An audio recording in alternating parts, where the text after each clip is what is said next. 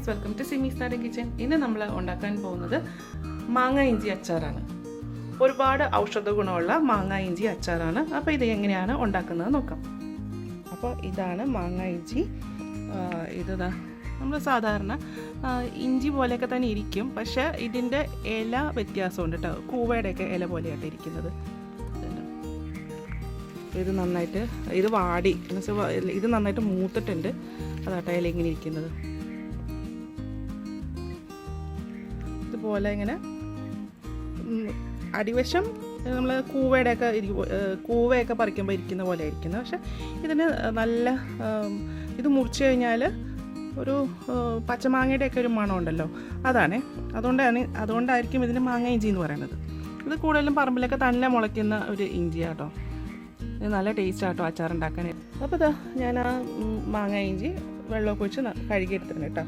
അപ്പോൾ ഇങ്ങനെ ഇടയ്ക്കൊക്കെ ചെളിയൊക്കെ ഉണ്ട്. ഇനി ഇതിൻ്റെ പുറത്തെ വെള്ളമൊക്കെ പോയതിന് ശേഷം ഞാൻ തൊലിയെല്ലാം കളഞ്ഞിട്ട് അച്ചാറിടുന്ന പരുവത്തിൽ മുറിച്ച് കഷ്ണങ്ങളാക്കും. മാങ്ങ ഇഞ്ചി തൊലിയെല്ലാം കളഞ്ഞിട്ട് നന്നായി കഴുകിയതിന് ശേഷം ചെറിയ കഷ്ണങ്ങളായിട്ട് മുറിച്ചു. ഇത് എങ്ങനെ വേണമെങ്കിലും അരിയാം, നീളത്തിലോ വട്ടത്തിലോ അല്ലെങ്കിൽ സ്ക്വയറായിട്ടോ എങ്ങനെ വേണമെങ്കിലും അരിയാം കേട്ടോ. അപ്പോൾ ഞാൻ ഇതുപോലെ ചെറിയ ചെറിയ കഷ്ണങ്ങളായിട്ടാണ് മുറിച്ചേക്കുന്നത്. പിന്നെ വേണ്ടത് ഇഞ്ചി അരിഞ്ഞത് 2 ടേബിൾ സ്പൂൺ, ഒരു ഉണ്ട വെളുത്തുള്ളി, കുറച്ച് കറിവേപ്പില, പിന്നെ കാന്താരി മുളകാണ് ഞാൻ എടുത്തിരിക്കുന്നത് കേട്ടോ. അപ്പോൾ അതിനൊന്നും പ്രത്യേകിച്ച് അളവൊന്നുമില്ല. പച്ചമുളക് എടുക്കുന്നതെന്നുണ്ടെങ്കിൽ ഒരു 4 or 5 ഒക്കെ എടുത്തിട്ട് വട്ടത്തിലായിരിക്കും കേട്ടോ. അപ്പോൾ അച്ചാറിനൊക്കെ കൂടുതൽ ടേസ്റ്റ് വരുന്നത് കാന്താരി മുളകായിരിക്കും കേട്ടോ. അപ്പോൾ ഇനി നമുക്ക് മാങ്ങ ഇഞ്ചി അച്ചാർ ഉണ്ടാക്കാം. അച്ചാർ ഉണ്ടാക്കാനായിട്ട് പാത്രം ചൂടാക്കിയതിന് ശേഷം ഇതിലേക്ക് നല്ലെണ്ണ ഒഴിക്കാം.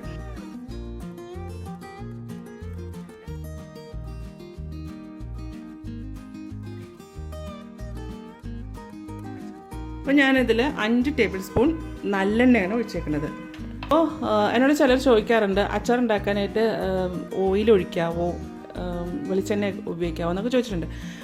ഓയിൽ എന്തായാലും ഉപയോഗിക്കാൻ പറ്റത്തില്ല, വെളിച്ചെണ്ണ ഉപയോഗിക്കാം. പക്ഷെ വെളിച്ചെണ്ണ വെച്ചിട്ടാണ് അച്ചാർ ഉണ്ടാക്കുന്നതെന്നുണ്ടെങ്കിൽ പെട്ടെന്ന് തന്നെ അത് ഉപയോഗിച്ച് തീർക്കണം. അപ്പോൾ അധികമൊക്കെ അച്ചാർ ഉണ്ടാക്കി കഴിഞ്ഞാൽ നമ്മൾ കുറേ നാൾ കൊണ്ടല്ലേ തീരത്തുള്ളൂ. അപ്പോൾ അങ്ങനെയൊക്കെ ആകുമ്പോഴത്തേക്കും നല്ലെണ്ണയിൽ തന്നെ ഉണ്ടാക്കുന്നതാണ് നല്ലത്. നല്ലെണ്ണയിൽ ഉണ്ടാക്കുമ്പോൾ അച്ചാർ പെട്ടെന്ന് കേടാകത്തില്ല. എണ്ണ ചൂടായിട്ടുണ്ട്. ഇതിലേക്ക് 1 ടീസ്പൂൺ കടുക്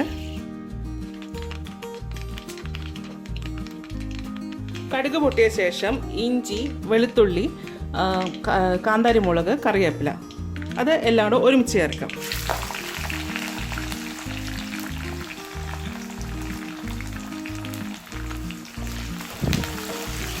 അതിനുശേഷം ഇത് എണ്ണയിൽ നന്നായിട്ടൊന്ന് മൂപ്പിക്കണം. അപ്പോൾ ഇതിങ്ങനെ ആക്കുന്നുണ്ട് വെച്ചാൽ ഇതിൽ വെള്ളത്തിൻ്റെയൊക്കെ അംശം ഉണ്ടെങ്കിൽ ഒന്ന് പോകാൻ വേണ്ടിയിട്ടാണ്. അച്ചാറൊക്കെ ഉണ്ടാക്കുമ്പോൾ വെള്ളത്തിൻ്റെ അംശം ഉണ്ടെങ്കിൽ പെട്ടെന്ന് തന്നെ ചീത്തയായി പോകും കേട്ടോ. ഇതിലേക്ക് അരിഞ്ഞു വെച്ചിരിക്കുന്ന മാങ്ങ ഇഞ്ചിയും ചേർക്കാം. ഈ മാങ്ങ ഇഞ്ചിയും എണ്ണയിൽ കിടന്നിട്ട് ഒന്ന് നന്നായിട്ടൊന്ന് മൊരിഞ്ഞു വരണം.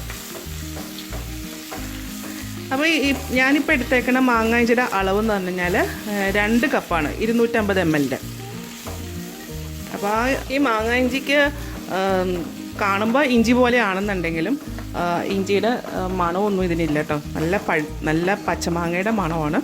അതുപോലെ ഇതിൻ്റെ കളറാണെങ്കിൽ ഒരു ചെറിയൊരു മഞ്ഞ കളറും ഉണ്ട് കേട്ടോ. സാധാരണ ഇഞ്ചിയുടെ കളറായിരിക്കത്തില്ല. ഇത് ഒരുപാട് ഔഷധ ഗുണമുള്ള ഒരു ഇഞ്ചിയാട്ടോ.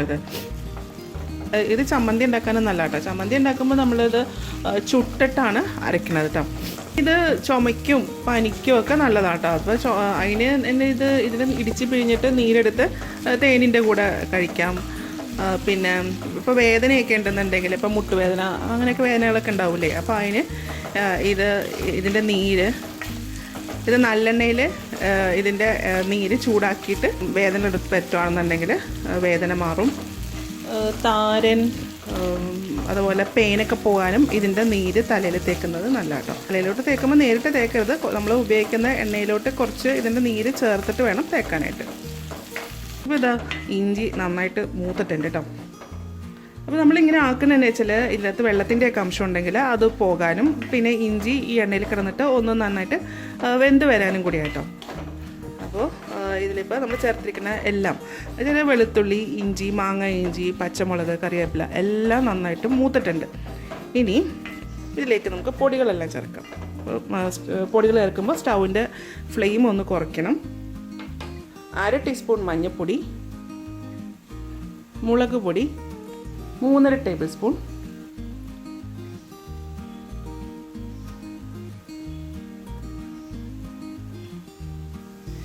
ഇനി ഇതും ഒന്ന് നന്നായിട്ട് എണ്ണയിൽ മുരിയിക്കണം.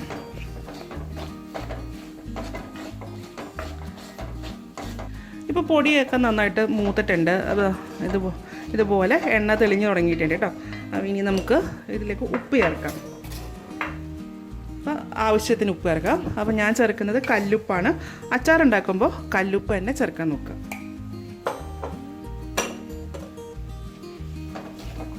ഇനി ഇത് യോജിപ്പിക്കാം. ഇത് വീണ്ടും ഇതുപോലെ തന്നെ ഒന്ന് ഇളക്കി കൊടുക്കാം കേട്ടോ. ഉപ്പും കൂടി ചേർത്ത ശേഷം നമ്മളിത് നന്നായിട്ടൊന്ന് ഇളക്കി യോജിപ്പിച്ചു. അപ്പോൾ ഒരു നല്ലൊരു പരുവായിട്ടുണ്ട്. 1/2 ടീസ്പൂൺ ഉലുവാപ്പൊടി. ഉലുവാപ്പൊടി ഒരുപാട് ആയി പോകരുത്. അങ്ങനെയാണെന്നുണ്ടെങ്കിൽ നമ്മൾ അച്ചാറുണ്ടാക്കുമ്പോൾ നല്ല കയ്പ്പായിരിക്കും. ഇനി സ്റ്റൗ ഓഫ് ചെയ്യാം. ഇതിലേക്ക് കുറച്ച് കായപ്പൊടി ചേർക്കാം. അപ്പോൾ ഞാൻ ഏകദേശം 1 ടീസ്പൂണോളം കായപ്പൊടി ചേർക്കുന്നുണ്ട്. അച്ചാറിലൊക്കെ കായപ്പൊടി കിടക്കുകയെന്നുണ്ടെങ്കിൽ കുറച്ചുകൂടെ നല്ലതാണ്. അത് കായപ്പൊടി നമ്മൾ വയറിൻ്റെ അസുഖത്തിനൊക്കെ നല്ലതാണ് കേട്ടോ.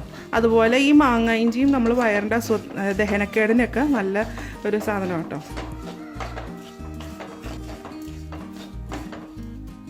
ഏറ്റവും ലാസ്റ്റ് ഇതിലേക്ക് വിനാഗിരി ഒഴിച്ചെടുക്കാം. ഇതിലേക്കൊരു 1/2 കപ്പ് വിനാഗിരിയാണ് ചേർത്തേക്കുന്നത്. വിനാഗിരി ചേർത്തിട്ട് ഇതൊന്ന് യോജിപ്പിക്കാം. വിനാഗിരി ചേർക്കുമ്പോൾ സ്റ്റൗ ഓഫ് ചെയ്തിട്ട് വേണം ചേർക്കാനായിട്ട്. അപ്പോൾ ഇത് ഇങ്ങനെ വിനാഗിരി ചേർക്കുന്നത് കുറേ നാളത്തേക്ക് പ്രിസർവ് ചെയ്ത് വെക്കാനും കൂടിയായിട്ടാണ് കേട്ടോ. പിന്നെ വിനാഗിരി ആകുമ്പോൾ ഇതിന് ചെറിയൊരു പുളിയൊക്കെ ഉണ്ടാവും. ഈ മാങ്ങ ഇഞ്ചിക്ക് ചെറിയൊരു മധുരവും പോലെയാണ്. അപ്പോൾ നമ്മുടെ മാങ്ങ ഇഞ്ചി അച്ചാർ റെഡി ആയിട്ടുണ്ട് കേട്ടോ. ഇനി ഇത് നന്നായിട്ട് ചൂടാറിയതിന് ശേഷം നല്ല എയർ ടൈറ്റ് ആയിട്ടുള്ള ഒരു ഗ്ലാസ് ബോട്ടിലിൽ വേണം ഇത് മാറ്റി വെക്കാനായിട്ട്. അപ്പോൾ നമ്മുടെ അച്ചാർ കണ്ടില്ലേ. അപ്പോൾ ഇതുപോലെ മാങ്ങ ഇഞ്ചി കിട്ടുകയെന്നുണ്ടെങ്കിൽ ഒന്ന് ഉണ്ടാക്കി നോക്കൂട്ടോ. ഇത് മാങ്ങ ഇഞ്ചിയാന്ന് നമ്മൾ പറയത്തൊന്നുമില്ല. ഇത് ശരിക്കും മാങ്ങ അച്ചാറിൻ്റെ ടേസ്റ്റ് തന്നെയാണ് കേട്ടോ ഇതിന്. അപ്പോൾ ഇതുപോലെ ഒന്ന് ഉണ്ടാക്കി നോക്കുക. ഉണ്ടാക്കി നോക്കിയിട്ട് ഇതിൻ്റെ അഭിപ്രായം എൻ്റെ കമൻറ്റ് ബോക്സിൽ ഇടുക. എൻ്റെ ചാനൽ ആദ്യമായിട്ടാണ് കാണുന്നതെങ്കിൽ സബ്സ്ക്രൈബ് ചെയ്യുക. വീഡിയോ ഇഷ്ടമായെന്നുണ്ടെങ്കിൽ ലൈക്ക് ചെയ്യുക, ഷെയർ ചെയ്യുക. അപ്പോൾ ഇനി അടുത്ത ദിവസം അടുത്ത റെസിപ്പിയുമായി കാണാം. Thank you.